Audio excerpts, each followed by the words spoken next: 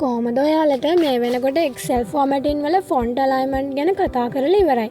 අද කතා කරන්නේ number ගැන. එහෙනම් වැඩි කතා නැතුව පාඩමට යමු. මේ home tab එකේ මේ කොටසට තමයි number tab section එක කියලා හඳුන්වන්නේ. මම මෙතන number යටතේ 10 සිට 40 දක්වා දශම සංඛ්‍යාවකුත් type කරලා තියෙනවා. හරි. මුලින් number tab එකට යන්න shortcut එකක් කියලා දෙන්නම්. මේ number tab එකේ bottom corner නැත්තම් පහළ අයිනේ.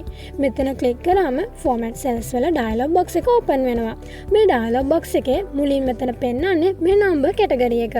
මෙතන තව option තියෙනවා. මේ home tab එකේ තියෙන alignment, font, border area, fill area, protection මේ dialog box එකේ පෙන්වම් කරනවා. මෙතනිනුත් අපිට මේ sheet එකේ අඩංගු කරන දේවල් වෙනස් කරන්න පුළුවන්. හරි. මම මේ select කරලා තියෙන අගයන් බෙදන විට දශම ස්ථාන විවිධ ප්‍රමාණ වලින් බලා ගන්න පුළුවන්. ඉතින් මේ වගේ අවස්ථාවකදී නිශ්චිත දශම ස්ථාන ප්‍රමාණයන් අඩු වැඩි කරගන්න පුළුවන් මේ number option එක හරහා.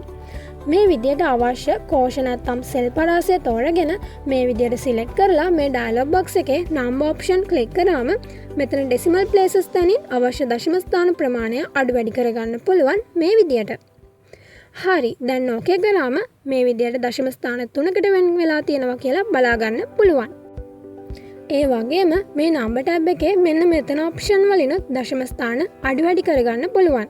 මේ කෙටි ක්‍රමයට අමතරව තව ලේසි ක්‍රමයක් තියෙනවා format cells dialog box එක open කරගන්න. ඒ තමයි keyboard එකේ control සමග 1 press කරාම කලින් open වුණු dialog box එකම බලා ගන්න පුළුවන් මේ විදියට.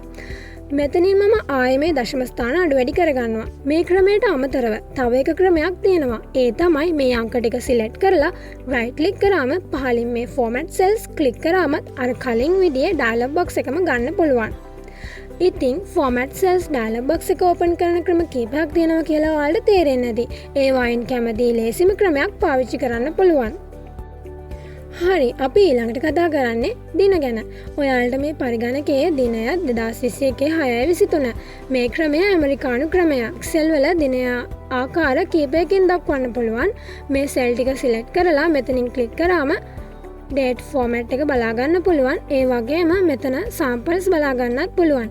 මෙතනින් පහළට යනකොට විවිධ samples තියෙනවා. එතනින් ඔයාලට කැමති විදියකට දිනය හදා ගන්න පුළුවන්. මම තෝරගන්නවා මේක. දැන් ඕකේ කරාම මේ විදියට වෙනස් වෙලා තියෙනවා බලා ගන්න පුළුවන්. මෙතනදී කියන්න ඕන අපිට දිනයක් type කරන්න අවශ්‍ය වුණොත් ඒකට shortcut key එකක් තියෙනවා. ඒ තමයි control සමග semicolon. press කරාම මේ විදියට date එක බලා ගන්න පුළුවන්. ඊට පස්සේ date format එකෙන් ඔයාලට කැමති විදියට දින වෙනස් කරගන්න පුළුවන්. ඊළඟට time එක ගැන බලමු. පරිගණකයේ වෙලාව HMS AM PM ලෙස පොදුවේ නිරූපණය කරනවා. මෙහි H කියන්නේ පැය ගණන, M කියන්නේ විනාඩි ගණන, S කියන්නේ තප්පර ගණන. මේ සෙල් එක මත ක්ලික් කරලා කලින් සේම මෙතනින් මේ dialog box එක open කරාම time select කරාම මෙතනින් දැක්විය යුතු වේලාවන් තෝරා ගන්න පුළුවන්. මම මේක select කරලා okay කරාම මෙන්න මේ විදිහට බලා ගන්න පුළුවන්. තව දෙයක් තමයි මේ විදිහට නොමැතිව මේ custom හරහාද අවශ්‍ය විදියට වේලාව සකසා ගන්න පුළුවන් මෙන්න මේ ආකාරයට. time වල shortcut key එක තමයි control shift සමග colon. press කරාම වේලාව මේ විදියට බලා ගන්න පුළුවන්. ඊළඟ එක තමයි currency. මේ විදිහේ numbers ටික select කරලා කලින් dialog box එක open කරාම මෙතනින් currency select කරාම මෙතන මුදල් භාවිතා කරන සංකේත ඩොලර්, රුපියල්, යූරෝ ආදී මෙතනින් විවිධ මුදල් සංකේත බලා ගන්න පුළුවන්. මෙතනින් මම ඩොලර් ක්ලික් කරලා අවශ්‍ය දශම ස්ථාන ගණනට වෙන් කරලා ඕකේ කරාම මේ විදියට ඇප්ලයි වෙලා කියලා බලා ගන්න පුළුවන්. ඒ වගේම තමයි මේ විදියට select කරලා මෙන්න මෙතන ඩොලර් මාක් එක තියෙන්නේ.